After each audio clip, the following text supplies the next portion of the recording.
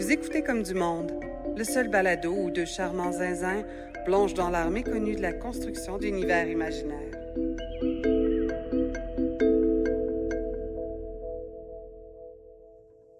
Hey, salut! Allô, Salut Joël! Salut! Hey, dis-moi quelque chose, ou dis aux auditeurs quelque chose qu'ils ne savent pas sur moi. Non, Ok. non, c'est pas vrai, fais pas Non, ça. mais tu commences donc fais bien pas à ça, fais pas ça. frette aujourd'hui. Je suis comme, attends, j'ai déjà un devoir, là, c'est quoi, là? Fait que quelque chose qu'ils savent pas oublie sur ça. toi. Non, c'est pas une bonne idée. Non? Non. Non, parce que tu sais que j'ai comme de l'armement, Oui, là. oui, J'ai oui. des munitions qui sont pas belles. Oui, non, Ok. on va laisser faire ça. Bon. Non. Mais je pense que les auditeurs, les auditeuristes, savent pas à quel point t'es une bonne personne. Ah, gentil. Gentil, Puis Joël. aussi l'autre affaire là, qu'on a parlé tout à l'autre l'heure. affaire qu'on n'a pas le droit de dire. Hey, cette semaine, j'ai joué, puis dans les semaines précédentes, là, j'ai joué à un jeu vidéo. Je trouvais que la démiurgie avait des petits éléments cool. Ça s'appelle Hard Space Shipbreaker. OK. Puis la loupe du jeu, la boucle de jeu, c'est qu'on déconstruit des vaisseaux qui ont été abandonnés ou qui sont plus bons. Puis on divise les morceaux. Il y a des morceaux qui vont à la fournaise, il y a des morceaux qui vont au processor pour refaire, pour reprendre. Puis il y a des morceaux qu'on reprend tels quels. Fait qu'on sépare les morceaux. On a comme un coupeur laser, puis un genre de grappin plasma. Puis on défait des gros vaisseaux. Puis là, tu deals avec la décompression. Puis c'est cool. C'est-tu. C'est comme un col bleu, finalement. T'es comme, ouais, ça, t'es un éboueur ou un. Je sais pas, tu travailles, tu fais de la construction, tu fais du. Ouais, mais la thématique, c'est que tu travailles pour une compagnie qui s'appelle Lynx, qui engage des gens partout dans le monde, partout dans l'univers pour faire ce job sale-là, ce job super dangereux-là. Puis ce qu'ils font, dans le fond, c'est qu'ils font un backup de ton ADN, puis ils te clonent quand tu meurs. OK. Fait que tu peux comme toujours revenir à la job. Pratique. Puis tu commences avec une dette pas sérieuse. Comme statistiquement, dans le jeu, tu commences avec une dette de genre, je sais pas, genre 9 milliards de dollars. C'est donc bien oppressant. Puis tu fais presque pas de revenus à chaque fois que tu fais un chiffre dans le jeu. OK. Puis tout le long, il y a comme une histoire en parallèle de syndicats qui s'organisent dans cette compagnie-là. Puis il y a un genre de Michael Scott qui vient superviser les opérations parce que ça a l'air qu'il y a des rumeurs de syndicats. Puis c'est ça. Tout l'univers de ce monde-là est basé sur comme vraiment glauque, industriel. Le droit des travailleurs est à zéro. Ouais, c'est ça. Hein? Le genre de Michael Scott, c'est parce qu'il est complètement incompétent? Ouais, mais il est juste comme ridicule. Ouais, Puis ok. il pense qu'il connaît la job, puis il la connaît pas. Puis il nous fait avancer super vite dans les classements, si tu veux, sans qu'on ait nécessairement eu la formation. Fait que là, on se retrouve à défaire des réacteurs nucléaires de classe 2, mais on n'a pas eu la formation pour le faire. Fait qu'évidemment qu'il t'explose d'en face, puis que là, il ramène un clone. En termes de gameplay, ce jeu-là, je joue comment? C'est quoi? T'es en apesanteur. OK. Il y a carrément un vaisseau que tu dois démonter. Il y a des points où tu peux couper la coque du vaisseau. Mhm. Puis plus ça va, plus qu'il y a des pièces complexes, comme des réacteurs nucléaires. Faut que tu le démontes dans un certain ordre pour pas qu'il entre en fusion. Moi, ça me ramène aux éléments que j'aimais le moins de Outer Wilds. Fait que je pense pas que je suis le bon public pour ça. Ah non, le gameplay est bon, c'est juste Ok. que c'est vraiment oppressant, t'as raison. C'est comme travailler. Mhm. Fait que ce que j'aimais, c'est le format léger, 15 minutes, tu défais un vaisseau, tu sais, c'est relax, il y a de la petite musique. Mais si tu te mets à jouer comme 1 heure, ben là, tu as vraiment l'impression que tu es en train de travailler. Qu'est-ce que tu penses de ça, le fait qu'on veut jouer à des jeux ou même consommer de l'art en général pour se divertir, mais il y a plein de formes de ces jeux-là qui finissent par ressembler. Je pense entre autres, mettons, qui ressemblent à du travail. Tu sais. Mhm. Je pense entre autres, mettons, à toutes les idle games. Que genre, il faut juste que tu laisses ta ferme runner, puis là, il faut que tu checkes de temps en temps, puis que tu lui donnes du. Tu sais, ce genre d'affaires-là, là, ça ressemble vraiment juste à du travail de bureau. Puis on vit comme de la fuite, de l'escapism dans ça, mais je fais juste. J'arrête la job, je rentre chez nous, je fais plus de job. Ouais, mais Shipbreaker est vraiment comme ça parce qu'effectivement, dans l'histoire, ton personnage, ce qu'il fait, c'est qu'il est en train de travailler. Tu sais. Ouais. Il reçoit un salaire, il fait sa tâche, il est évalué sur comment il a travaillé. Mais c'est bien amené, tu sais, c'est un peu comme une satire. C'est bien amené. Je pense que les jeux de cellulaire que tu parles, là, que tu laisses c'est un autre problème. Là, C'est un autre que problème. Shipbreaker n'a pas. OK. Mais ouais, fait que petit jeu, j'imagine indie, là, mais ça doit pas être une grosse équipe. Là, tu sais, c'est assez simple, mais très efficace. OK. Hey, aujourd'hui, on reçoit un invité. Yes. OK, si tu viens de te joindre à nous, tu es sur les ondes de choc.ca. Tu écoutes Comme du monde, en compagnie de Joël Martin. Et Julien Lefort. Et aujourd'hui, on est en enregistrement à Saint-Cuthbert, dans ma maison, en compagnie de Pierre-Marc Duguay. C'est chez vous, C'est ici. chez nous, oui. Je me suis demandé où est-ce que Google Maps m'avait mené. Tu gâches ma présentation. Ouais, Joël. excuse-moi, vas-y. Ouais, en compagnie de Pierre-Marc Duguay, qui est, on va le dire, mon coloc, mon ami, ton ami aussi. Bah, connaissance. De longue date, quand même. Une connaissance de longue date, mais tu sais, moi, j'aurais voulu qu'on soit plus amis, Pierre-Marc, qu'on soit plus proches, puis je pense que c'est toi qui as mis comme des limites. T'as dit non, ça, c'est assez, ça, je vais pas plus loin que ça.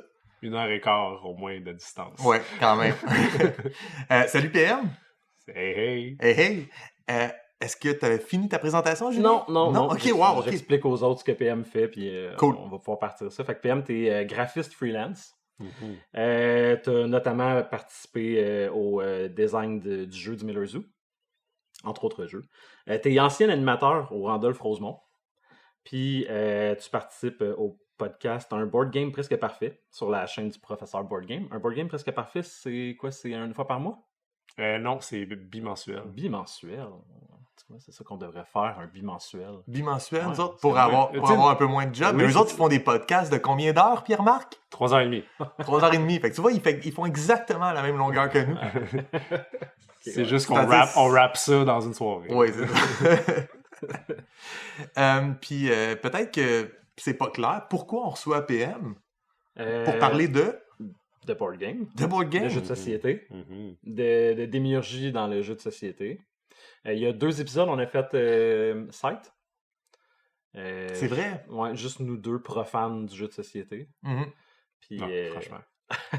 on s'est dit qu'on allait faire un épisode un petit peu plus centré là-dessus avec PM. Avec un expert. Ouais. Quelqu'un qui fait sa vie dans le jeu de société depuis quoi? Une espèce de 2015, 2000... Ouais. peu près? Depuis la découverte de Pandémie Legacy saison 1, je pense que c'est Ah comme ouais. un point fort. C'est là que ça s'est passé? Ouais. Il y Comme- a eu un... Ça a viré, maintenant. Si tu me permets que je me lance dans l'entrevue, comment, pour vrai, parce que je pense que j'ai été sur le sideline de à ce moment-là, quand tu as Ouais. vécu ça, mais tu es vraiment la personne dans notre cercle d'amis qui a buy-in totalement sur le jeu de société. Mhm. Puis on est plusieurs à avoir embarqué et à s'y être intéressés, mais c'est devenu comme le cœur de ce que tu consommes comme art, on dirait. Ouais, culture, art, ça c'est un sujet quand même qui revient souvent dans le board game. Est-ce que c'est de l'art, est-ce que c'est de la culture, ou Ouais. est-ce que c'est un bien de consommation? Je pense que Ouais, tout, c'est un ça, produit. tout ça coexiste. là. Ouais. Mais oui, effectivement, je pense que j'ai été celui souvent qui a poussé au game de Catan, mais en vrai, c'est devenu plus grand que ça aussi. Puis, Ah oui, c'est ça. Quand on était colocataires, Ouais. toi puis moi, Catan se sortait souvent. ouais. Puis là, on est en 2012. Il y avait une culture 2013. par rapport à ça.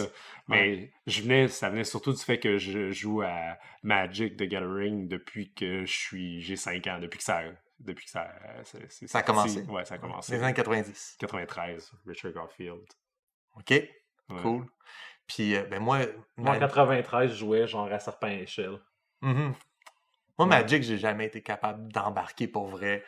On a déjà joué les trois ouais. ensemble, en Ah fait, ouais. puis vous avez vu comment je fais comme, OK, c'était cool comme journée. Alors, on remet ça dans 1 an, 1 an et demi, 2 ans. Mais là, maintenant que je suis plus dedans, je peux te dire, ouais, non, ouais, je suis comme, on est au même niveau, là. Maintenant, ouais? il y a mieux. OK. Il y a mieux. Ah oui, c'est ça, toi, t'as trouvé mieux. Oui, je suis encore dans le jeu de cartes, mais j'ai trouvé mieux avec Disney Lorcana. La dame de pique. Non. Non? C'est Disney. hot, la dame de pique. Ouais, on peut-tu parler du world building dans la dame de pique, les gars? Ben, il y a comme une genre de... Il y a 4 factions. Ouais, 4 factions. Vas-y, Julien, je suis content que tu y ailles pour vrai. Puis le contrôle, tu sais, comment tu fais le contrôle? Qu'est-ce que ça représente? Mhm. Ouais, fait que Disney Lorcana. Ouais, Disney Lorcana, ben, c'est sorti en août dernier. Puis, ben, je m'étais pas intéressé avant d'y jouer, en fait, parce que, ben, je sais pas, tu sais, Disney, c'est correct, ça fait partie de notre enfance, mais je suis pas un fan, là. Je suis jamais allé à Disney World. Mais j'ai joué, puis j'ai reconnu la maîtrise du design derrière. Puis là, c'est là que j'ai embarqué, en fait. Là, c'est même pas la thématique qui est venue m'accrocher, mais c'est plus comme le gameplay était incroyable. Il est venu régler des problèmes majeurs qu'il y avait dans Magic. Qui sont, dans le fond, les ressources, là, qui causent beaucoup de variabilité dans Magic qui est moins le fun.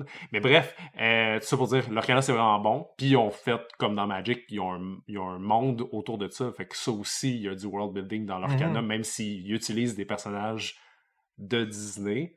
Ben là, pour se laisser de la place dans leur design, ils ont dit il va y avoir plusieurs versions de chaque personnage, des versions qui ont sombré du côté chaotique de leur propre version. Fait qu'il y a des versions Storyborn, qui est fidèle aux histoires de Disney, les versions Dreamborn, puis les versions Floodborn, là, qui est comme, c'est ça, qui sont les versions un peu plus chaotiques. Fait que même à travers, pour se créer de l'espace dans le design, ils ont fait du world building pour aussi créer une espèce de...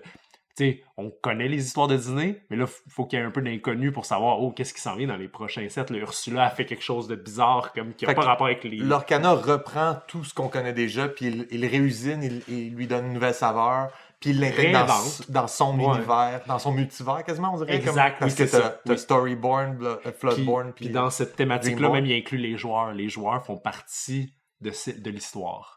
C'est ça, parce que dans Magic, t'étais comme un Planeswalker. T'étais comme tu fais comme conjurer des créatures, puis t'étais comme un magicien, puis tu summones des créatures, puis tu t'es fait attaquer ton adversaire. Est-ce que dans l'Orcana, il est justifié que tu sors de ta main, je sais pas moi, Elsa, puis là, t'attaques le dingo de l'autre?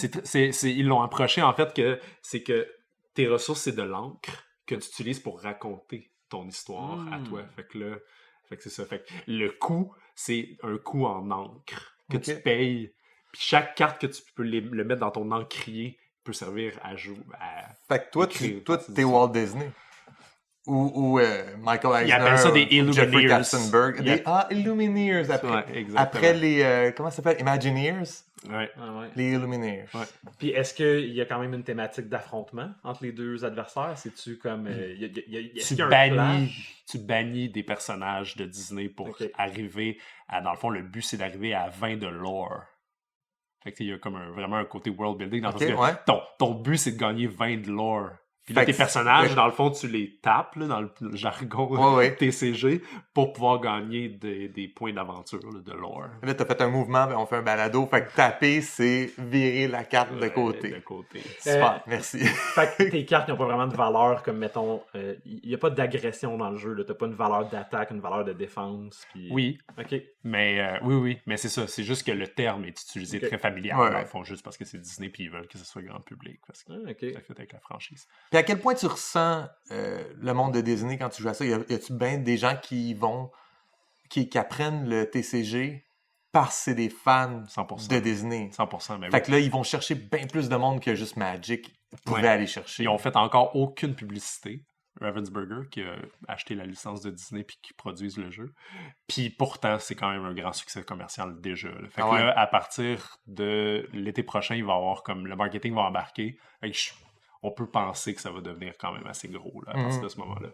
Puis là, des fans de jeux de cartes aussi qui découvrent, je veux dire, on connaît tous Disney, mais je veux dire, qui découvrent bien le détail de peut-être Frozen, tu sais. Puis après ça, eux autres jeunes papas, avec les enfants, on reconnaît tous les personnages, C'est mon cas. Oui, je pointais personne dans la pièce précisément, mais si tu me corriges sur c'est quoi le nom de la sœur à Elsa, puis je sais plus, tu sais. Et toi, tu le sais par cœur. C'est juste à cause des cartes. C'est ça. Okay. Je fais un détour qui est pas prévu puis qui n'a pas vraiment de lien avec le board game, mais ça me fait penser à Super Smash Brothers. Ouais. Tu sais, c'est un peu le genre de je prends tous les personnages d'un univers puis je les mets ensemble dans le même jeu, puis je trouve une raison pourquoi ben là je peux avoir tous ces personnages-là réunis ensemble. Je sais pas pourquoi, on dirait que l'Orcana, ça me... Oui, mais il n'y a pas aussi des versions des personnages? Ou juste, mettons, Capcom versus X-Men, puis ces affaires-là. Ah ouais, toutes les séries de jeux de combat. Là. Justement, avec Disney. C'est quoi le gros RPG qui intègre Mickey Mouse? Là, Kingdom Hearts. Kingdom Hearts. Ça a toujours été bizarre pour moi que ce soit un animé, mais avec Goofy puis Mickey. Puis des personnages de Final Fantasy. Final Fantasy. C'est un drôle de mélange. Mais là, on sent qu'on est pleinement dans l'univers de Disney. Est-ce que ça inclut Pixar? Est-ce qu'il y a des personnages de Pixar dedans? Pas encore. Il y a en ce moment juste 3 sets OK. qui sont sortis. Donc, on peut penser que ça va arriver éventuellement. Puis les 3 sets sont basés sur le lore d'un film, chacun? Non. Chaque set va prendre Un peu partout. dizaines de films, mettons, avec des personnages, puis chaque set va introduire des nouveaux films. Puis là, le prochain, ils ont annoncé, le 4e set va avoir des personnages d'un film quand même assez récent, Encanto, Ouais. qui n'y avait pas encore. À travers tous ces sets-là, on a eu des Belle et la Bête, on a eu les classiques. Ils sont vraiment allés vers les classiques pour commencer, je pense. Puis Le après ça, Disney ils vont- Renaissance des années 90. Ah, mais même avant, là, il y a du Maleficent, là, puis il y a évidemment du Mickey Mouse. Ouais. Ouais, il y a tout, là. Puis t'as genre 60 versions de Mickey Mouse, genre? Ou... Ouais. OK. Là, on n'est pas ici juste pour parler de l'Orcana. Non, c'est ça. On peut-tu, Mais je finis toujours par parler d'Orcana dans les podcasts. C'est OK, pareil. mais mettons, on revient en 2015, tu Oui. découvres, tu sais, on part de Catan, puis tu découvres le jeu de société. Oui. Puis là, t'es devenu animateur, Randolph, tu sais, un peu dans les années, les mois qui ont suivi, les années Oui. qui ont suivi, ça s'est passé rapidement. Mhm. Mais était où la piqûre de le jeu de société? C'est l'affaire que... Mais c'est Ça va avec quoi On au a parlé de départ? l'Orcana parce que j'ai commencé avec Magic il y a très longtemps. Ouais, c'est vrai. Après ça, effectivement, j'ai joué à des board games un peu comme tout le monde, mais de manière plus familiale ou quoi que ce soit. Je sais qu'ensemble, on a joué à un des premiers co-op d'un auteur que maintenant, qui est comme une sommité Renan Knizia. dans Rainer Knizia, fait que le jeu co-op du Seigneur des Anneaux. Le Seigneur des Anneaux, moi, j'ai joué à ça. Oui. Ben voyons, quelle surprise. Qu'on a joué ensemble quand on était plus jeunes, dans Ouais. notre jeune vingtaine. Ou même avant, toi. Ouais. Moi, j'avais ce jeu-là à 15 ans. Ouais, c'est Fait ça. que- Puis après ça, c'est ça, il y a eu d'autres jeux de cartes, tu sais, des petits jeux, guillotine. On tu sais, jouait à ce genre Donjon Dragon d'affaires-là. aussi des fois. Fait que le TTRPG était là. Oui, absolument. Fait qu'après ça, il y a eu Catan. Je sais pas comment c'est arrivé, honnêtement. Je me souviens plus vraiment. Mais on a vraiment eu la piqûre de ça. Puis ça m'a Catan, c'est introduit. le tremplin, là. Ouais. Oui, c'est ça. Puis c'est souvent le cas. Les aventuriers du rail pour certains. Pour d'autres, c'est Catan. Pour d'autres, c'est Carcassonne. Fait que Ouais. tous ces jeux tremplins-là, grand public, mais qui sont fondamentalement avec des mécaniques plus solides que ce qu'on a découvert avec les Monopoly. Oui, c'est spécial cette catégorie-là de jeu qui est entre les deux, que ça sert de. C'est un gateway. C'est euro. Le c'est- terme, c'est C'est euro. euro, ouais. Exact. Mais euro Mais t'es- simple des années 90, début 2000, c'est plus les euros d'aujourd'hui. Ça a évolué. Mhm. Fait que là, maintenant, quand on parle de jeux euro à l'européenne, avant, il y avait une accessibilité inhérente à ce terme-là. On parlait d'un euro, c'est que ça faisait donc euro par rapport à américain, puis parce que les jeux américains étaient plus des jeux de guerre avec Avalon Hill qui était comme un petit les ex-seasonalize de ce monde Ouais, là, ouais, qui est très populaire. Fait que les jeux euros, eux, étaient comme mais on veut des jeux familiaux, mais pas comme des jeux familiaux, mais comme aussi solides mécaniquement que ces jeux de guerre Tu là. m'avais déjà parlé, je sais pas. Il me semble que c'est toi qui m'avais parlé de ça, que le point de départ de ça, c'était un peu qu'en Allemagne, à la fin du 20e siècle, ils voulaient pas des jeux de guerre. Ouais. Ils voulaient des jeux basés Exact. sur autre chose. Ouais. Fait que là, l'économie est devenue le point central Puis- de ça va être quoi un jeu de société. Exact. Puis c'est, tu sais, Catan, c'est 95, pas si longtemps après. Voyons. La chute du mur de La Berlin. chute du mur de Berlin, Ouais. merci. Donc, il y a effectivement ce contexte social-là qui amène ça. L'agriculture, le commerce, l'échange, le voyage. C'est ça, on est souvent dans des thèmes d'échanges commerciaux méditerranéens, puis ça fait comme une espèce, c'est consensuel. Puis on est vraiment dans le consensus, et effectivement, pour inclure le plus de monde possible. Ces jeux-là n'ont pas des thématiques très fortes habituellement. Mais avec les années, évidemment, il y a eu des mix entre les jeux américains très thématiques et les jeux européens très Très mécanique. mécaniques. Ouais, c'est ça. Qui sont comme calqués sur... tu sais, souvent, ça va être comme une région de l'Europe, puis ça va être une époque en particulier, puis là, Exact. ça va être, je sais pas, comme la route De la soie. la route de la soie ou... Ouais. OK. Fait qu'on on est souvent dans comme historique, tableau... Oui, puis le côté historique date aussi du jeu de guerre aussi américain. Mhm. Parce que tous ces jeux de guerre-là datent, mettons, on va prendre telle guerre à telle place dans le monde, puis tu sais, on va faire un jeu sur cette guerre-là avec ses réalités culturelles de cet endroit-là. Ça fait vraiment beaucoup, beaucoup de règles, donc c'est très lourd en termes de règles, ces jeux de guerre-là. Alors que là, dans le jeu euro, on va rendre tout ça très abstrait. Fait que c'est sûr qu'on perd beaucoup de thèmes dans ce temps-là. Parce que Ouais. l'accessibilité des règles prend le dessus sur la thématique, sur on se met dans une position où c'est comme si on était au Vietnam, tu sais. Dans le jeu de guerre américain, c'est ça qu'on veut faire, alors que là, dans le jeu européen, c'est pas ça. La tradition aussi du vrai wargame. Les vrais wargamers là, qui ont une table avec une pièce dédiée à ça, puis tu joues sur 6 mois, 1 an, la campagne italienne en Libye. Là. C'est ça, ce genre d'affaire-là. C'est spécifique un peu. Je pense que c'est un jeu en particulier qui me vient en tête, qui est ce jeu-là qui avait la réputation des années 70. Là. Ouais. Ça s'appelle la campagne... il y a Campaign for Africa, qui est comme le plus long board game de l'histoire. Là. Ouais. C'est 1800 heures ou je sais pas quoi. Là. C'est comme... Puis tu gères je pense pas que quelqu'un l'a déjà fait. Là, tu gères chaque ration de chaque soldat. Je pense que si je me souviens bien dans ce jeu-là, les British, quand tu les joues, c'est différent. Le niveau de fuel qu'ils perdent, d'essence qu'ils perdent à cause de l'évaporation, parce que leur baril était plus large que... Tu comprends le niveau de précision et d'exactitude, à quel point c'est plus le fun. C'est asymétrique, mais pour toutes les mauvaises raisons. Ouais, c'est ça. C'est une asymétrie qui est juste basée sur des réalités historiques. Ouais. Fait que, on est à fond dans la reproduction du réel ou dans une exactitude simulation démiurgique plutôt qu'aller dans le fun, le plaisir. Puis je pense que c'est une conversation que je vais avoir avec toi, ce rapport-là entre à quel point l'univers que tu communiques, si tu le donnes à 100%, ton jeu va peut-être être plate à jouer parce que tu es à 100% dans la communication de l'univers versus si tu rends le jeu le fun à jouer, là, l'accession, on l'a vécu avec Scythe, l'accession au côté création, world building est comme de plus en plus faible parce que tu es de plus en plus la tête dans tes mécaniques puis la façon de gagner. Tu parles d'être comme un simulationniste? Oui. OK, ouais. Versus... Mais toi, t'es carrément simulationniste parce que tu penses qu'on vit dans une simulation. C'est pas ça que ça veut dire. Encore. Ah, c'est pas ça que ça veut dire? Excuse-moi. Non, mais l'aspect, comme, est-ce que tu veux que ton jeu, ce soit le plus calqué possible sur la réalité historique ou tu veux avoir du plaisir avec les mécaniques, finalement? Quoique j'imagine qu'il y a des gens qui aiment les simulations qui vont me dire non, le plaisir, il vient de la simulation, là, mais... Ouais.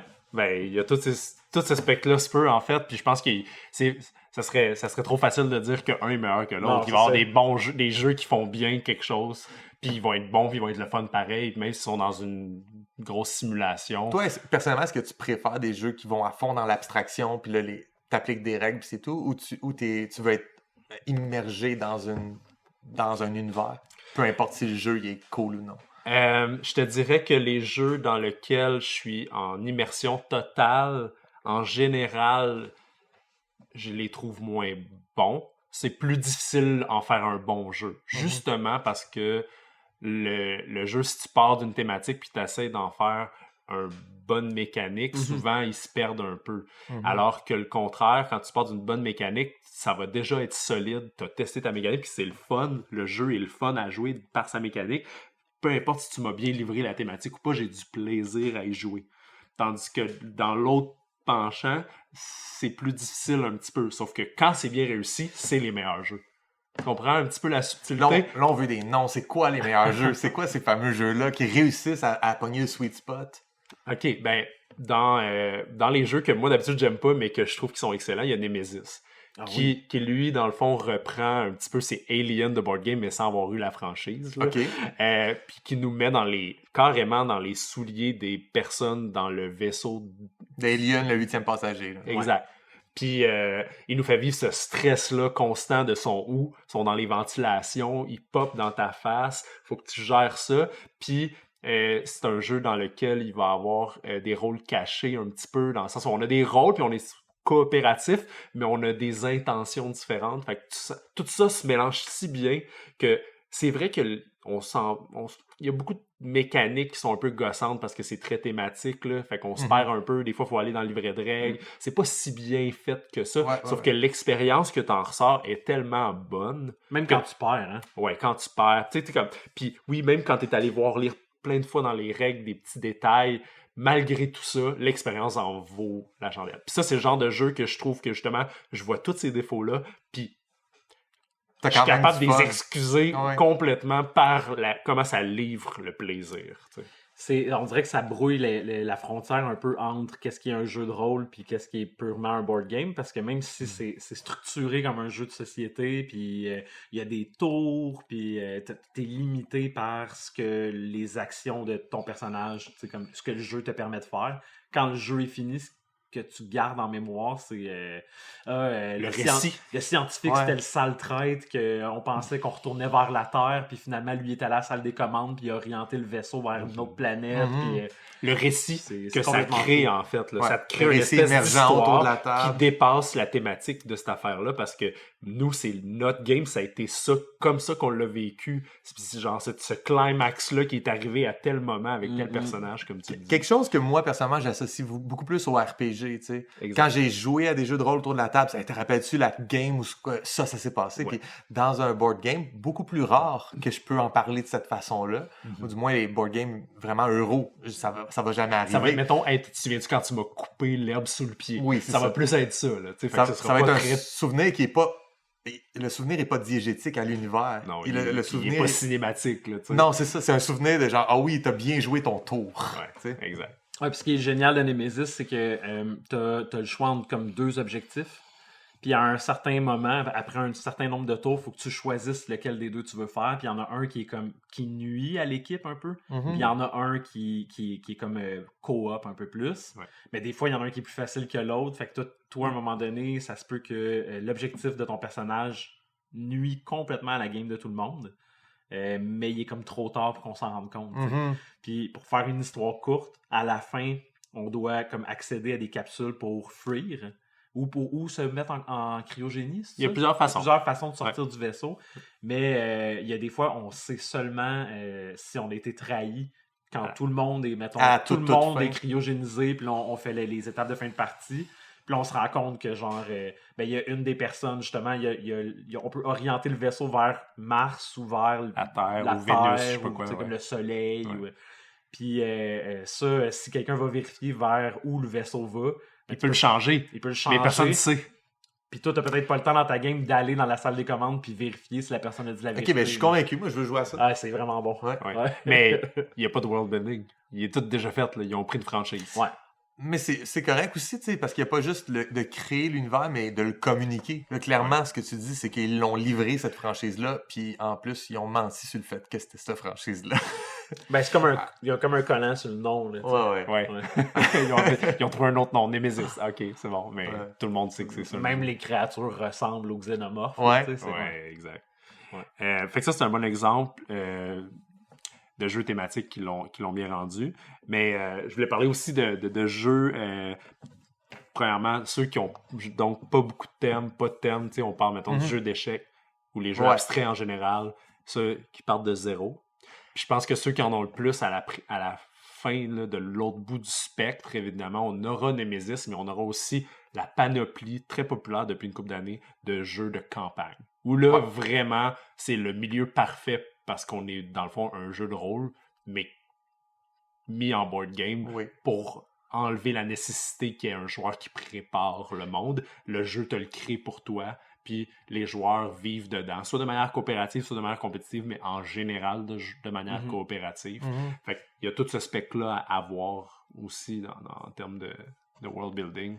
Fait que les jeux de campagne, aussi les legacy carrément, là, j'imagine, rentrent là-dedans l'extrême de hyper immersion, mais ça vient avec le danger que tu disais tout à l'heure, que t'es là-dedans, fait que le jeu, il n'y a pas un fun mécanique. Dans ces jeux-là, est-ce que Gloomhaven, Frosthaven, c'est l'exception, puis que c'est extrêmement le fun quand même, parce que je sais que vous avez joué en masse, vous deux.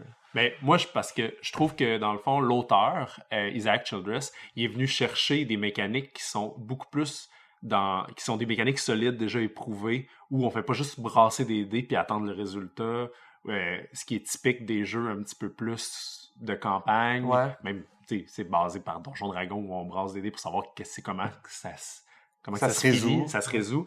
Tandis que là, on a un petit peu plus de maîtrise, on choisit de l'avance nos cartes, on a un deck de cartes, donc il y a un peu moins de variance que le dé. Donc, il y a tous ces contextes mécaniques-là qu'il a créés pour le jeu qui fait que moi, c'est ce qui m'a attiré au départ, de dire, OK, là, on est dans une expérience, on va dire, entre parenthèses, immersive, parce que, quand même, c'est pas non plus la panacée en termes d'histoire, là. Bon, on s'entend aussi que un des grands plaisirs du jeu de rôle, c'est de jouer ton personnage, puis d'y donner une voix, puis de vivre des...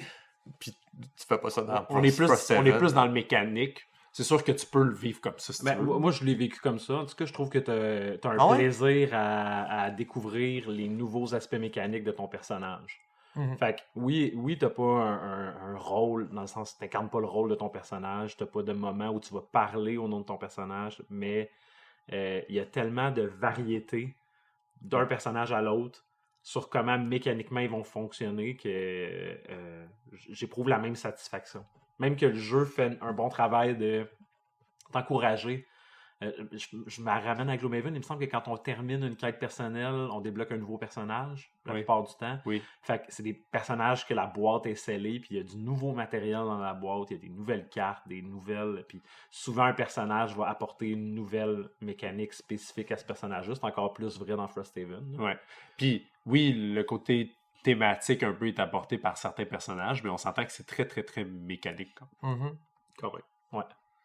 L'affaire que tu viens de nommer là, qu'on a dans souvent les jeux Legacy, là, ça appelle à un autre style de plaisir chez l'humain, le côté cadeau de Noël, unboxing, déballé. C'est comme, j'ai ça, puis là, j'ai ma petite boîte, là, je peux ouvrir ma petite boîte, dans ma petite boîte et mon petit bonhomme.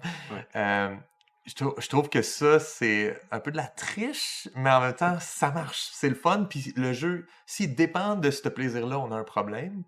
Mais si c'est un add-on, c'est un plus que le jeu a, ben tu fais comme, OK, mais quand mon personnage est arrivé à quelque chose, il est mort ou il a accompli, il s'est retraité, là, j'ai le droit d'ouvrir une petite boîte, puis c'est mon joyeux festin de la journée. Mais ça fait quand même partie de la démiurgie du jeu, parce que, mettons, je veux tellement pas spoiler des affaires de Pandémie Legacy, mais il y a des moments où tu débloques des nouvelles composantes qui font partie, je pense à la saison 2 surtout, là, qui font partie là, de la construction de cet univers imaginaire-là. Là. Exact. Si toi, mécaniquement, tu ouvres une boîte puis tu l'ouvres, c'est parce que tes personnages découvrent quelque chose eux aussi qui leur était complètement inconnu. Ça, c'est super cool. La livraison du monde, j'ai toujours aimé ça. Ouais, c'est ça. C'est vraiment du côté consumérisme, un petit peu de jeu de société, parce que après, on n'a pas l'espèce de conception du jeu typique du jeu de société qui est rejouable à l'infini, tu sais, que genre chaque semaine en famille, on s'assoit puis on joue au même jeu. Là, on est plus dans... On passe à travers un, puis après ça, on en veut un autre. Ils ont même utilisé l'appellation saison comme si c'était une télésérie, puis quand tu as écouté la saison 1, tu connais le punch à la fin. Puis tu peux pas la réécouter. Tu peux rejouer à la version finale. Souvent, là, ces jeux-là, ils restent jouables dans leur version finale. Des fois, il y a personne qui rejoue à ça, là. Je trouve que l'envie, en général, se perd un petit peu. Tu as vécu ton expérience qui était super intense. Tu n'as pas cette intensité-là quand tu y retournes, on dirait, dans ton monde que tu as laissé. Tu sais. Mais je suis en train de refaire une partie moi, de Pandémie Legacy saison 2. Ça fait assez longtemps pour dire que comme il y a bien des détails que j'ai oubliés. Puis le fait que ce soit une nouvelle boîte. C'est ça l'affaire. C'est pas la même boîte. Tu peux pas réutiliser la même boîte. Là, moi, je joue en ce moment à la saison 0. J'ai joué 1 puis 2, puis là, j'ai commencé 0. C'est la guerre froide, l'espionnage. Ouais, espionnage. Comment tu trouves ça? C'est vraiment cool, sauf que, bon, on a joué 2 ou 3 parties, puis après ça, il a fallu prendre un break parce qu'on est trop occupé, puis là, c'est la vie, là. Mais quand on a joué aux saisons 1 puis 2 avec mes partenaires de jeu, qui est ma copine puis mes voisins, ben, les saisons 1 puis 2, on pouvait, genre, se faire... C'était pendant l'été, fait qu'on allait sur la terrasse communicante derrière chez nous, puis... on jouait, c'était super le fun à chaque semaine. Là, on a commencé ça en plein milieu de l'hiver, fait que ça donne ce que ça donne. Il n'y a pas de lieu commun où on peut vraiment jouer, puis après ça, ben, tout le monde est trop occupé. Fait que je pense que ça va peut-être repartir en même temps qu'on va partir le barbecue. Mais ils ont quand même J'ai hâte. Oui, ben oui, sûrement. Ouais. C'est plate. C'est ma fin, le 3e épisode. Tu sais. Mais ils ont quand même réussi à créer leur propre monde à travers ces 3 saisons-là, parce que il y a... Même pour les avoir fait avec beaucoup de temps entre chaque, là, mais il y a quand même des éléments qui passent d'un à l'autre, puis on va... Ah oui, c'est vrai, cette maladie-là, quand tu es dans la saison 2, ok, je reconnais ce terme-là, je reconnais cette place-là, puis ils ont effectivement une histoire qui part de la guerre froide, qui se rend plusieurs années après que la pandémie ait détruit l'humanité. Là, Ouais. si tu prends toutes les saisons une après l'autre, fait que il y a quand même une réflexion narrative qui est faite sur l'histoire puis sur l'univers de pandémie. Là. Oui, puis il y en a plusieurs des jeux comme ça qui vont prendre une anticipation de la société humaine où elle s'en va. Tu sais, Terraforming Mars. Ah ouais. Qu'est-ce qui arrive si les humains s'en vont sur Mars puis essaient de terraformer Mars? C'est un jeu qui a eu beaucoup de succès quand même, Terraforming Mars. Oui, un grand succès commercial international. Underwater Cities, qu'est-ce qui arrive si les humains plutôt s'en vont sous l'eau puis développent des sociétés sous l'eau? Fait que ça, il y en a beaucoup dans le jeu de société euro où on va avoir une thématique d'anticipation, anachronie, où là, on fait du voyage dans le temps, fait que on est très dans le futur. Puis là, c'est un jeu super mécanique, très euro encore une fois, mais qui se prend une espèce de world building tu sais, comme juste annexe à la société humaine qu'on connaît, là, tu sais, juste un petit peu comme What If. Ouais. On en a Netrunner aussi, un autre jeu de Richard Garfield qui est un jeu de cartes à collectionner avant, que là, c'est les corporations versus les hackers. Fait que là, on est comme genre... Un peu comme Shadowrun. Exactement, on est dans... C'est ça, dans les années 90, là, de genre, dans les années 2000, là, ça va être ça, là, la réalité, tu sais. Fait que ça aussi, dans ces jeux-là, sont très thématiques en général. Récemment, on a eu Revive, que c'était... Les humains se réveillent après un cataclysme, puis là, c'est l'hiver partout. Puis là, c'est la recolonisation de la Terre, mais sous une toute autre forme qu'on ne l'a jamais connue, etc. Fait qu'il y a plusieurs de ces world building-là qui sont vraiment comme proches de notre société, mais justement... On dirait que dans l'imaginaire collectif, hors ludologie, là, comme des gens qui connaissent pas ça, qui s'intéressent pas à ça, le jeu de société, soit c'est un objet pour jouer, puis ça s'arrête là, ou soit c'est une franchise qui existe déjà, puis le jeu, c'est juste le jeu de cette affaire-là. Fait que là, il y a un film qui est sorti ou une grosse... Puis je sais pas moi, tu joues à un jeu de Marvel, ben c'est un jeu de Marvel. Tu joues à un jeu de Game of Thrones, c'est un jeu de Game of Thrones. On dirait que ça, c'est comme... Ça se trouve dans les Walmart, tout le monde voit ça passer. Mais en réalité, il y a tellement beaucoup de jeux de société qui arrivent avec leur propre démiurgie, avec leur propre proposition d'histoire, puis construit là-dessus. Il suffit de leur donner une chance, puis des fois, c'est de savoir, mais le jeu, y est-tu le fun? Je pense que ça joue pour beaucoup, ça. Ce qui est drôle, que tu peux poser cette question-là sur n'importe quel médium, en fait. Tu sais, un world building vraiment le fun dans un roman plate, avec un protagoniste super plate, ça existe. Je pense que c'est le même struggle que tu peux avoir. Es-tu capable de maîtriser ton médium?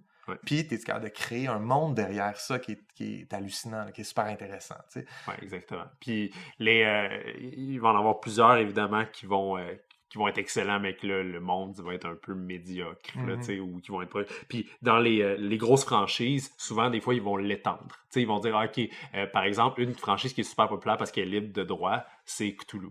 Là, il va y avoir plein de jeux de Cthulhu, mais ils vont l'amener un peu où ils veulent. Là. Au final, ils vont étendre un petit peu sur l'univers là, de Cthulhu. Fait que ça a été fait et refait. Même que c'est rendu un petit peu tous les jeux, c'est des jeux de là. Cthulhu. Juste, c'est ça. Puis il y a des franchises, évidemment, les Star Wars, etc., que là, ils te font revivre le film, mais tu prends tes propres décisions. Fait que là, au final, c'est toi qui refais le film. C'est un livre dont vous êtes les héros. Oui, puis ça existe beaucoup. D'ailleurs, je voulais vous parler de Ryan Lockett, qui est un auteur qui fait ses illustrations, sa maison d'édition, puis qui fait ses designs de jeux. Puis lui, c'est que son world building, c'est basé, puis il transfère d'un jeu à un autre. C'est des jeux narratifs dont vous êtes le héros. C'est beaucoup ça. En général, assez simple. Near and Far, Above and Below sont ses premiers succès. Puis récemment, son plus grand succès est de loin, c'est Sleeping Gods. Puis là, justement, là, il va à fond, puis il a maîtrisé un petit peu plus ses mécaniques, puis tout ça. Puis là, c'est comme son grand succès. Puis c'est très thématique. Là. C'est le même univers que les deux jeux précédents. Là. Ouais, que j'en ai nommé que 2, mais il y en a d'autres aussi. Mais oui, c'est ça, c'est son univers, ses personnages. Puis ça, c'est comme... Mais t'es dans un gameplay narratif. Exact. Tout ce que tu vis, c'est la prise de décision, comme si t'étais un personnage dans ce...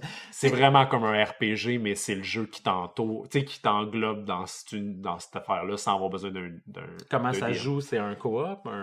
Ouais, puis souvent, même c'est des jeux qui sont bons solo, même, parce que justement, si tu joues solo, tu vas comme avoir 2-3 personnages que tu maîtrises, là, puis limite des personnages tu les améliores, là, vraiment à la façon d'un RPG, mais super simplifié, tu sais, comme un peu plus, puis ça a le look un peu quasiment, pas Zelda, là, mais tu sais, un petit peu comme assez familial, tu sais, ce sera pas gore ou rien. Cartoonish un peu. Ouais, exactement, à son style finalement, là, qui est aussi le dessinateur.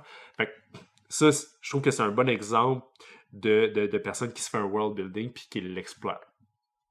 OK. Tidal Blades, qui a été un world building qui a été créé par des Québécois, Lina puis David, qui sont sous le pseudonyme Mr. Cuddington. OK. Puis eux, Tidal Blades, ils ont créé un monde aquatique là, avec genre des motos marines puis tout. Puis c'est des bonhommes qui ressemblent à des merfolk. OK. C'est un peu C'est des archipels d'îles aussi. Des archipels d'îles, c'est super beau. Ça fait très... Des archipels, finalement. Ouais. Ça fait genre Polynésie ou Hawaï, tu sais, là, on est un peu là, dans ce truc-là, puis ils ont fait 3 jeux, un RPG aussi dans cet univers-là. Fait que ça, c'est un...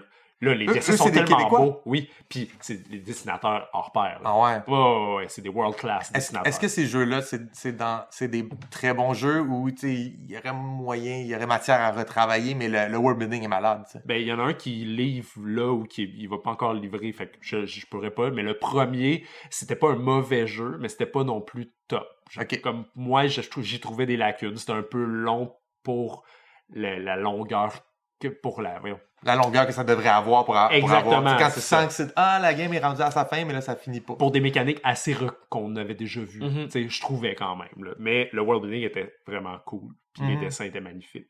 T'as-tu eu la chance de jouer au jeu suivant? Ou? J'ai juste joué à Banner Festival, qui était comme un entre-deux. Un jeu très simple, abstrait, mais il y avait juste les dessins de. Puis là, le nouveau, j'ai juste pas joué, puis je pense même pas qu'il est sorti encore. OK. Bon, ben on regarde ça. Tidal Blades, puis le plus récent, ça va être Rise of the Unfolders. Il est sorti? Pas encore. OK, ça s'en vient. Ouais. Là, je me rends compte que le temps passe, puis on est limité. Nous autres, dans le temps, on fait pas des podcasts de 3 heures, 3 heures et demie, malheureusement. Je pense que c'est pas mal tout le temps qu'on avait, PM. Ce qui est bizarre, parce que on dirait qu'on arrive au début de notre conversation. Vraiment. Il va falloir qu'on refasse ça. Ben oui. Mais regarde, on peut t'écouter sur un board game presque parfait. Ouais, à tous les 2 semaines. Cool. Puis, merci d'avoir accepté l'invitation. Oui, merci. Écoute, ça fait plaisir de parler de board game. Moi, je peux vous laisser sur une question. Savez-vous quel jeu qui avait un d'énergie tellement cool qu'ils ont fait un film après le board game? Battleship. Ah, ouais, c'est une bonne réponse, mais c'était Clou que j'avais en tête. Ah, Clou, OK. 2 très bons films. Clou, c'est bon. Oui, Clou, c'est quand même intéressant. Avec Tim Curry, malade là-dedans. Ouais. Battleship, bon. Traité de paix entre la Sibylle-mère des Véniliens et le Conseil des chefs salaciens, conclu à Métropolis le 22 décembre 981, avec l'accession du chef du 9e clan indépendant des Salaciens. Louée soit la Grande-Mère qui, par sa grâce, réunit aujourd'hui Friderica Castus, Sibylle-mère des Véniliens, ainsi que Sigbald le Juste, Alida la Déterminée, Wighard le Voyageur, Engla l'insoumise, Harald l'érudit, Irmlinde la victorieuse, Igmar le brave et Karl l'enfant du très estimable Conseil des chefs salaciens. Inspirés par l'incomparable beauté de la sainte cité de Métropolis, les partis identifiés ont convenu d'oublier les malentendus et différends les ayant menés vers l'inexorable et malheureux conflit de la dernière décennie. Ces articles, apposés des signatures des 9 représentants divins identifiés ci haut, constituent donc les seules conditions nécessaires au retour de la paix et seront imposées au chef du 9e clan indépendant des Salaciens, Kirsha la traîtresse. Article 1. Tout Salacien se voit immédiatement retirer le droit sacré de navigation sur la mer de Neptune que leur avaient octroyé les Neptuniens en l'an de grâce 721. Les navires seront saisis par la marine neptunienne et les Salaciens, dorénavant découverts sur les navires, peu importe leur provenance ou appartenance, seront traités comme clandestins et arrêtés sur le champ. Le capitaine et l'équipage de navires pratiquant tout type de transport clandestin seront aussi emprisonnés et le bâtiment sera aussitôt saisi ou coulé. Les Salaciens conservent le droit de traverser fleuves et rivières. mais devront le faire à bord d'embarcations munies tout au plus d'une paire de rames et dépourvues de voiles ou tout autre type de propulsion. Les chefs des différents clans pourront faire une demande officielle auprès de la Sibylle mère des Véniliens afin d'obtenir un document officiel les dispensant de cet article lors d'un voyage diplomatique ou d'un pèlerinage religieux. L'État vénilien se réserve le droit de refuser toute demande ne correspondant pas à ces critères. Article 2. L'État vénilien procède à l'affranchissement immédiat de tous les Salaciens qui étaient, jusqu'à ce jour, la propriété de citoyens véniliens.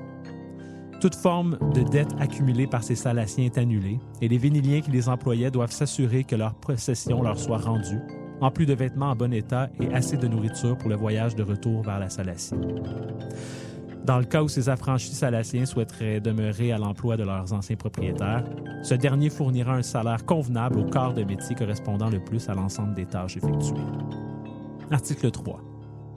L'île mère, conquise par les Salaciens au courant du présent conflit, est rendue à l'État vénilien sans condition. Les conquérants bénéficient de 2 jours et 2 nuits pour retourner en Salacie avant de se soumettre à l'article 1. Tout Salacien se trouvant encore sur l'île au matin du 3e jour sera rendu à la mer. Article 4. L'exil vers les dunes arides du Vikchem est imposé à l'entièreté du 9e clan salacien. Son chef le mènera au cœur des plaines de sel, où ils y resteront. Cette décision sans appel s'applique à perpétuité à la descendance des membres de ce clan. Un doigt et un orteil seront retirés de chaque membre avant leur exil. De surcroît, le nombre 9 ne peut plus être parlé, représenté ou référé de quelque façon par un Salacien pour une période de 100 ans. Article 5. Les Salaciens, orphelins des cieux, frères et sœurs abandonnés de la Magna Mater, peuple errant, sans guide et sans mère depuis l'implantation, sont adoptés par la Sibylle mère des Véniliens. Sa générosité ne connaît aucune limite, son instinct maternel aucune frontière. Puisse sa lumière éveiller les esprits, puisse son colostrum tonifier la chair, puisse le regard réparateur sibélien unir à nouveau les humains. Article 6. Tout Salacien souhaitant maintenant se convertir à la foi sibélienne peut se rendre en métropolis au temple des Sibylles et se convertir. Un nouveau nom lui sera donné et le colostrum lui sera administré. Le droit sacré de la navigation sur la mer de Neptune sera restitué à tout Salacien converti de cette manière. Article 7. La frontière qui sépare la ville vénilienne de Toletum et la Salacie est maintenant ouverte. Une présence militaire accrue permettra de maintenir la paix en ces temps troubles. Aucun acte de représailles d'un parti ou de l'autre ne sera toléré. Article 8. Dans l'éventualité qu'un territoire vénilien ou salacien soit conquis, entre le moment de la signature de ce traité et la livraison de celui-ci entre les mains des autorités militaires d'un parti ou de l'autre, ce territoire sera restitué sans condition.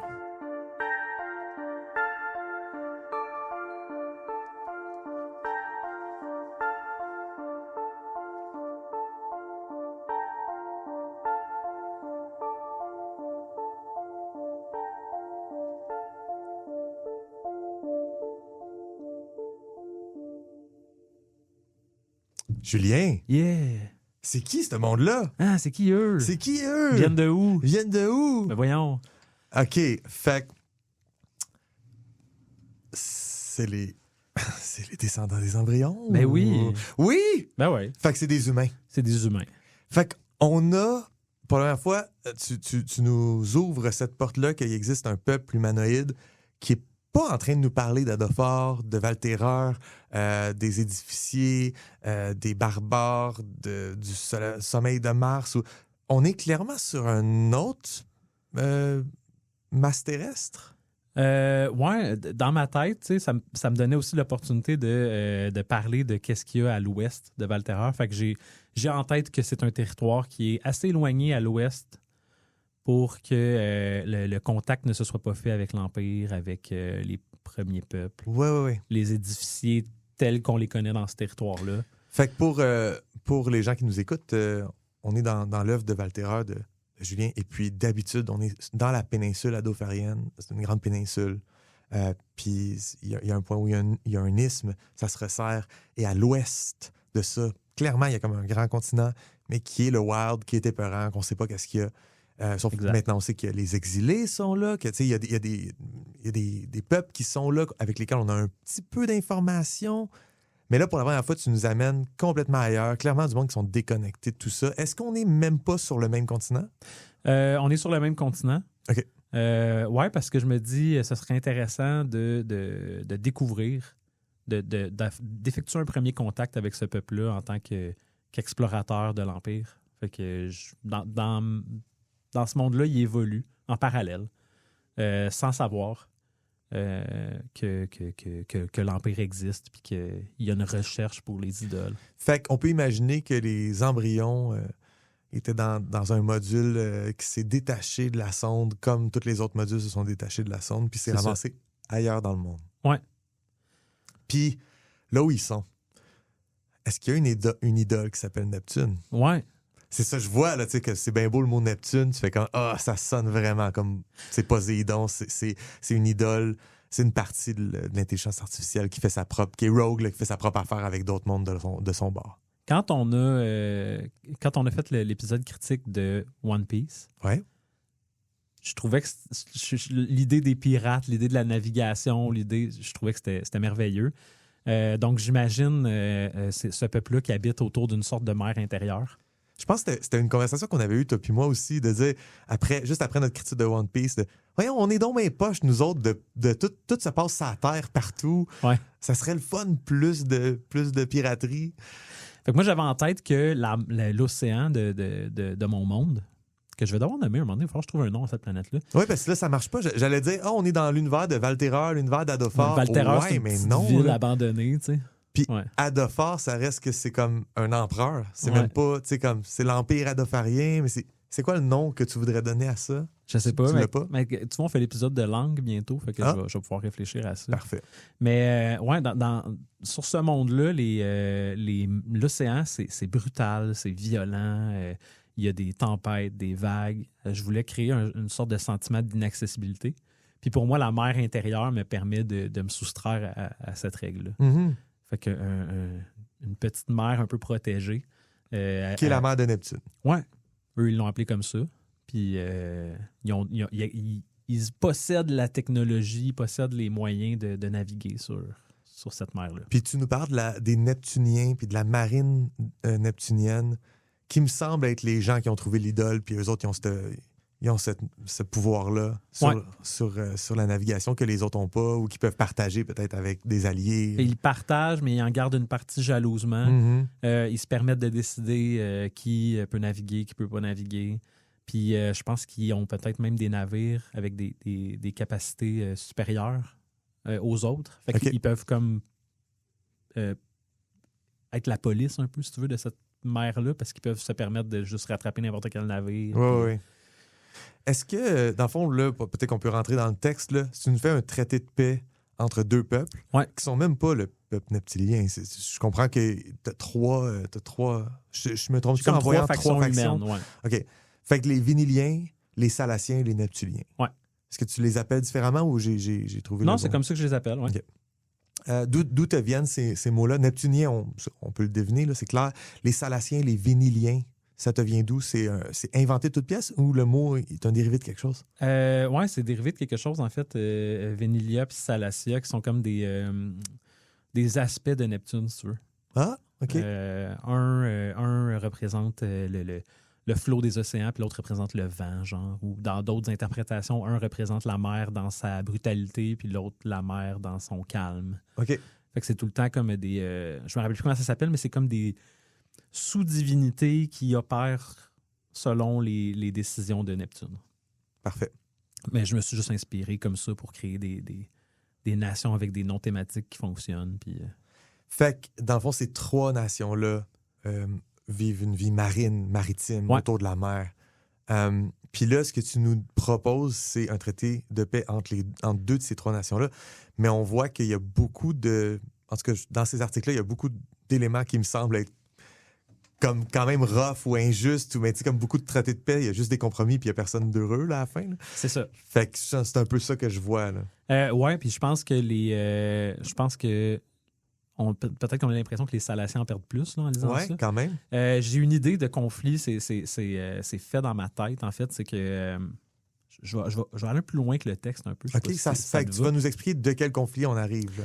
Ben, ton premier paragraphe, en fait, parle un peu de ça, puis c'est tellement rempli de noms, de chefs, de personnages, de choses comme ça que je fais « Ouais, mais qui a fait quoi là-dedans? » tu sais? Mais là, je redescends de Civilisation aussi, l'épisode qu'on a fait il y a 2 épisodes. Ouais. Puis, j'avais le goût de jouer avec les paramètres pour créer vraiment une dichotomie entre les Salaciens et les Véniliens. J'avais envie d'avoir une civilisation qui est sédentaire, qui a construit, qui profite du commerce, puis une qui a un mode de vie complètement différent. Fait qu'en introduisant comme plein de noms de personnages, Ouais. je veux démontrer que on a une nation qui est gouvernée par une personne. Ouais. Puis on a comme un autre cadre. Tu sais, c'est plusieurs chefs Qui est en de clan. plein de clans. Ouais. Puis ils se réunissent pour signer ce traité-là. Mhm. Puis là, je pense que c'est assez clair qu'il y a un des clans qui a commis un acte, Le 9e.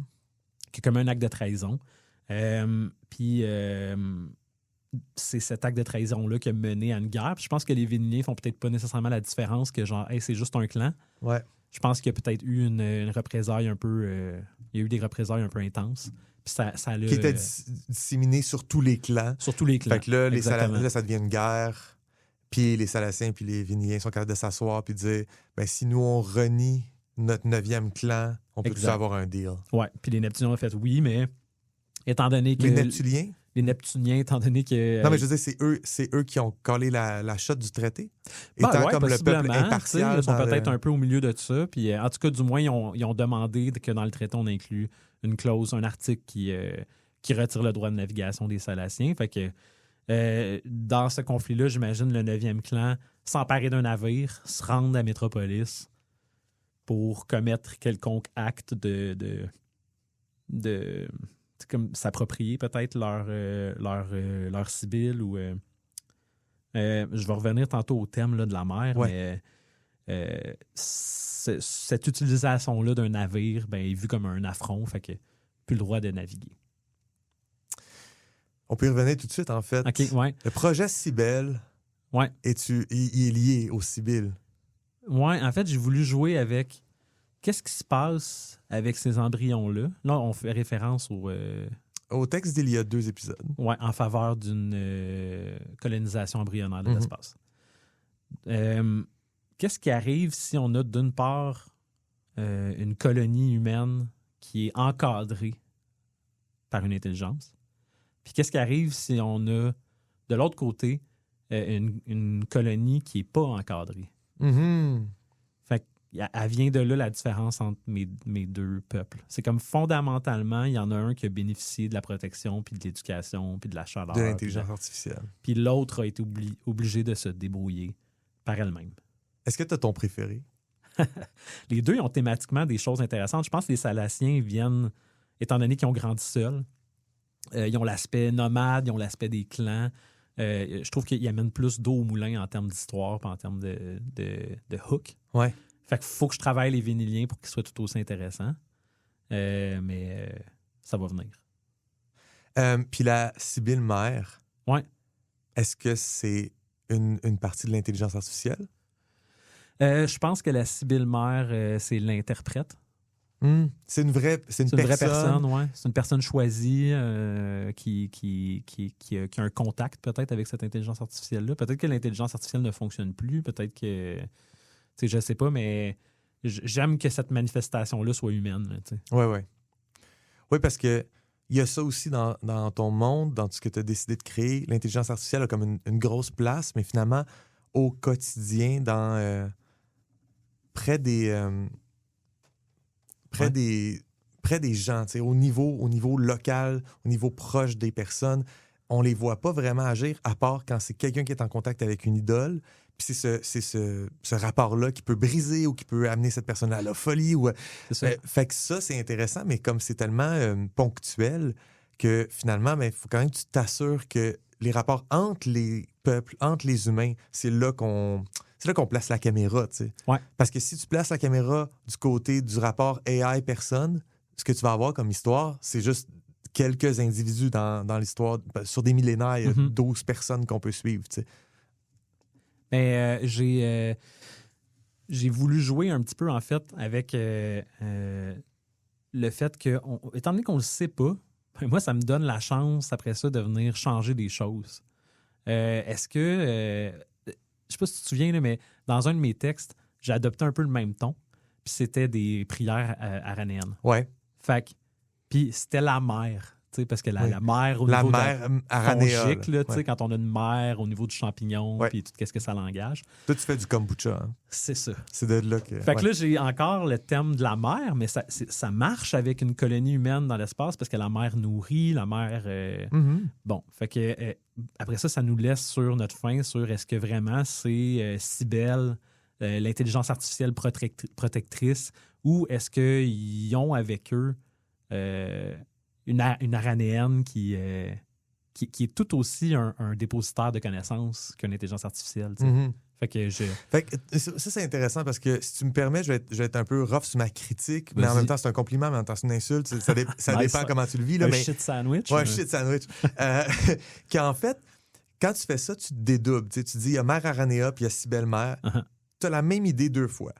Fait que rapidement comme ça peut être accusé de. Voyons, ça va-tu? C'est quoi son, T'es tombé son sur la tête complexe quand des t'étais dips? petit. Non, même pas. Même pas en termes de complexe Ok. des dips. Vraiment juste en termes de. Genre, ça va les idées originales, man? Ouais. Genre, tu fais juste 2 fois la même affaire dans ton histoire. Fait que, automatiquement, on peut accuser le manque d'originalité Uh-huh. d'avoir le même concept 2-3 fois. Puis George Lucas répond à ça. Non, ça rime. Ouais, T'as déjà ok. entendu ça? Non, j'ai pas entendu ça. Sa mais défense de tout genre, d'un coup, j'aime mieux ça. ça rime. je fais une chose une fois, puis je le refais ailleurs. Puis tu sais, regarde, il y a comme un effort poétique là-dedans. Ouais. C'est comme, non, t'es juste paresseux. Non, c'est de la poésie. Non, c'est de la paresse. Tu sais, ça, c'est une conversation que je peux avoir avec moi-même dans ma tête en me demandant, es-tu correct, George Lucas? Il est pas correct. Mais c'est ça, je pourrais te dire, Julien, tu manques d'originalité, ou je pourrais te dire, Julien, c'est nice, ça rime. Mais clairement, tu me fais vivre cette information-là. Elle me laisse pas me laisse pas froid, tu sais, me laisse pas de marbre. Je la reçois, puis je fais comme, oh, on est encore dans le thème de quelque chose qui est comme une force maternelle, mais en même temps, mère plus dans le sens comme ça rassemble les différents adelphes en dessous, comme un peuple, tu sais, le point de rassemblement. Là, je suis dans le hive mind, peut-être un peu d'Aranea, l'unicité. Fait que genre, ça me fait flotter dans toutes sortes d'affaires, puis le danger avec ça, c'est si t'as rien derrière. Mhm. Si t'as rien derrière la tête, là, puis si t'es en train de penser à rien quand tu fais ça, ben je vais être fucking déçu. Mais si t'as une idée pour rallier tout ça, ou si tu te laisses développer une idée qui va rallier tout ça, puis tu vas donner un bon coup de lasso, tu vas ramener ça, puis tu vas me dire, regarde, c'est pour ça que j'ai mis tout ça ensemble, puis que ça se ressemblait, ça veut dire quelque chose. Mais c'est là que ça devient bon. Fait que je pense que ce que j'essaie de dire, c'est que c'est le thème. S'il y a un thème, c'est bon. S'il n'y a pas de thème, c'est juste du plot, mais ça se ressemble, c'est plate. C'est absolument thématique. Puis, c'est aussi l'aboutissement d'une réflexion. C'est pas comme, je vais partir de la mer, puis là, genre, toutes mes idées sont venues. C'est que je suis parti de mon idée de colonisation de l'espace qui d'elle-même invoque l'idée d'une mer. Puis je suis comme, OK, ben là, je retrouve la mer de mes Aranéens, tu sais. Puis je retrouve à la limite l'aspect maternel de Natesh, ou plutôt paternel, là, tu sais. Fait que Ouais. il y a comme un genre de truc de parentalité puis d'engendrer. Écoute, es-tu puis un de- jeune parent, Julien? Un quoi? Un jeune parent? Ah, peut-être, ouais.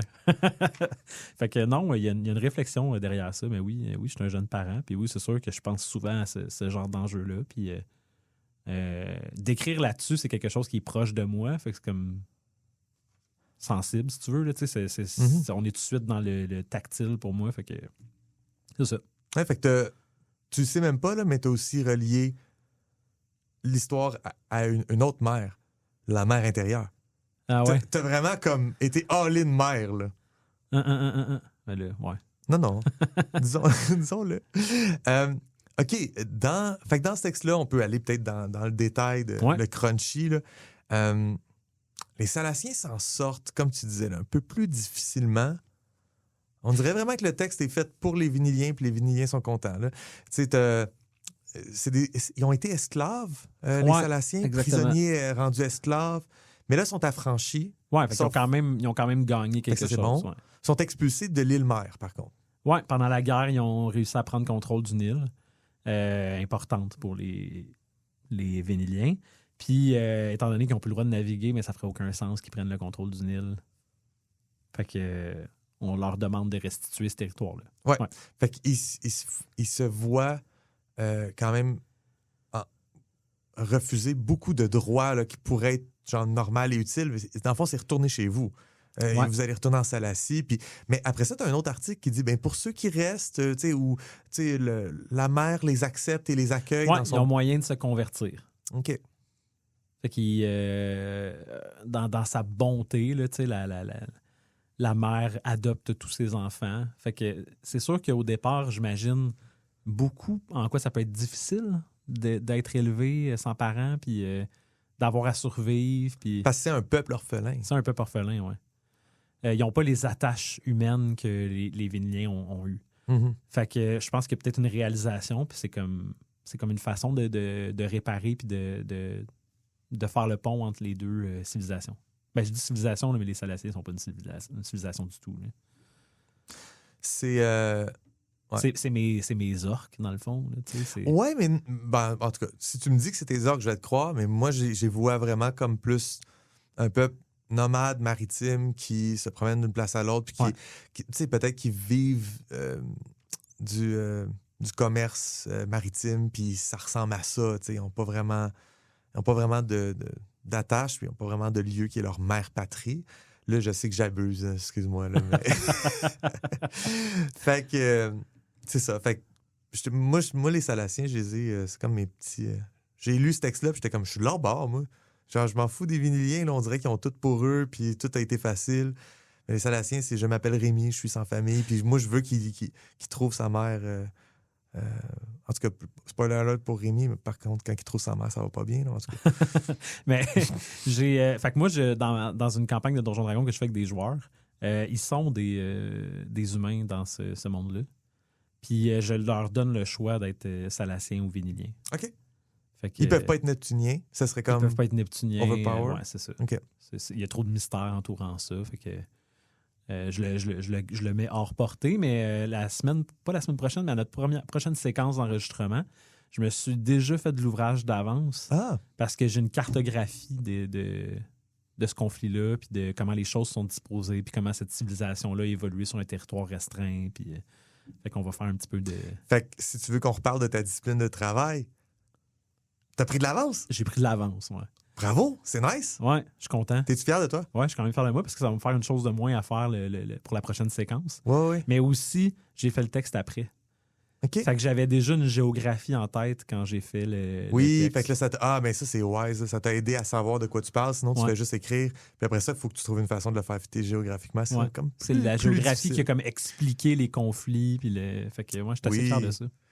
Tu t'es inspiré de tous les apprentissages qu'on fait comme du monde en faisant le podcast, quand on fait comme OK, fait que là, ce qu'on a dit l'autre fois dans l'épisode sur l'urbanisme, ça donne ça. Puis ce qu'on a dit dans l'épisode sur les civilisations, ça donne ça. Fait que, ça devrait être logique, ce qui se passe entre mes peuples. Puis il y a aussi que j'avais besoin d'une carte pour commencer avec mes joueurs. Fait que comme la première chose que je vais faire, c'est une carte. Mm-hmm. J'ai fait 2 cartes. Une carte comme régionale, quand même vraiment grande, puis une carte plus zoomée, si tu veux, de la région où on joue. Puis ça te dérange si je te pose des questions sur la campagne? Là? Ah, vas-y. Mais dans cette campagne-là, tes joueurs sont donc moitié Véniliens, moitié Salaciens? Ouais, on est quelques années après la signature du traité de paix. OK, parfait. C'est ça.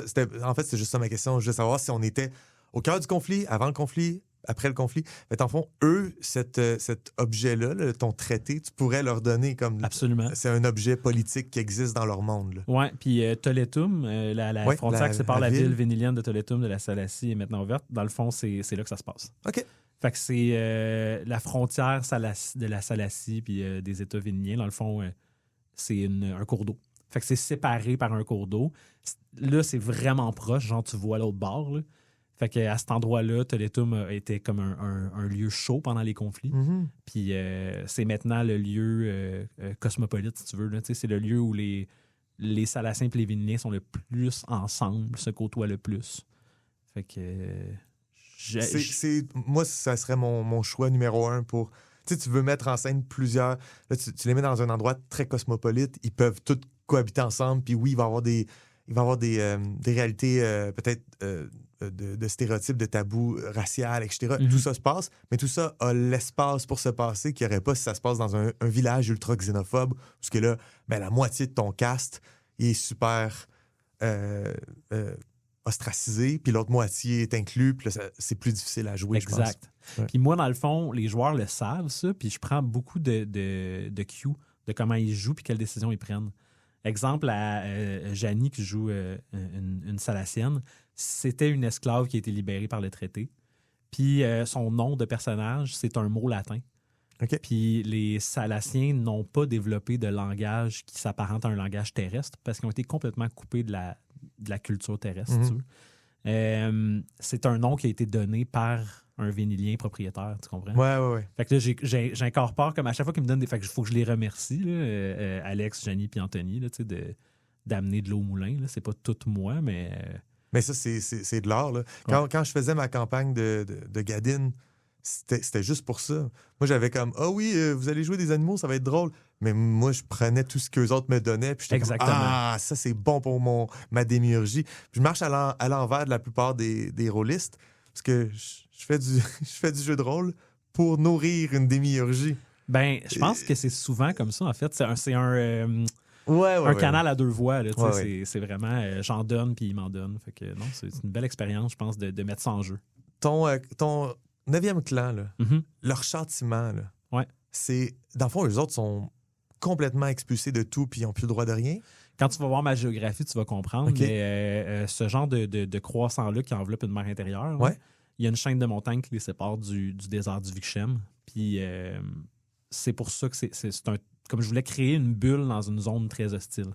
Okay. Une bulle de prospérité dans une zone très hostile. Fait qu'ils sont comme repoussés vers les zones hostiles. Ouais. Fait que ça avec, ça me donne du carburant parce que on peut penser que ce peuple-là va peut-être s'adapter à la vie du désert puis prospérer ou va juste être annihilé. Je pense que c'est plus intéressant s'il s'adapte. Est-ce que ça t'est arrivé dans... T'as joué combien de parties? Une. Est-ce que ça t'est arrivé dans cette unique partie que le personnage de Janie a dit le nombre 9? Non. Qu'est-ce qui va se passer quand elle va le dire? Je sais pas, hein? Il va falloir que je le dise. Il y a des conséquences? Il y a des conséquences. Mais ça, c'était du fluff thématique. Tu sais, des fois, t'écris, t'es comme genre, c'est le 9e clan. Fait que les quand ils disent 9, c'est ça. Faut je pensais que tu allais me parler de ma date aussi, parce que j'ai une date avec le calendrier, avec le mois de décembre. Non, j'en ai pas parlé. On n'a pas le temps de tout parler, mais tu peux dire une couple de mots là-dessus, parce qu'il faut comme finir bientôt. Il faut rapper ça, ouais. Ben non, dans le fond, c'est que je me disais qu'il y a probablement qu'il y a une horloge qui leur permet de garder une certaine idée de... OK. Puis l'année, ben ça peut être, je sais pas, l'année où ils sont arrivés ou l'année d'un événement majeur, l'an zéro. Je me suis pas questionné parce que je l'ai comme pris en me disant pour ce peuple-là, ça a l'unification, mais moi, j'ai rien à y lire. Tu sais. Mais peut-être j'ai quelque chose à y lire, tu me le donneras dans le cadre d'une autre création. Ouais. Hey, la semaine prochaine, on parle de All Tomorrows. Oui. La critique de All Tomorrows, puis je vais lire un texte. Si vous voulez lire ça pour être avec nous la semaine prochaine, ce serait cool. C'était cool, Julien. Bye bye. Bye bye. Bonne semaine. À la semaine prochaine. Comme du monde, un balado signé Joël Martin et Julien Lefort. Écrivez-nous au comedumondepodcast@gmail.com. Participez à la conversation sur Discord.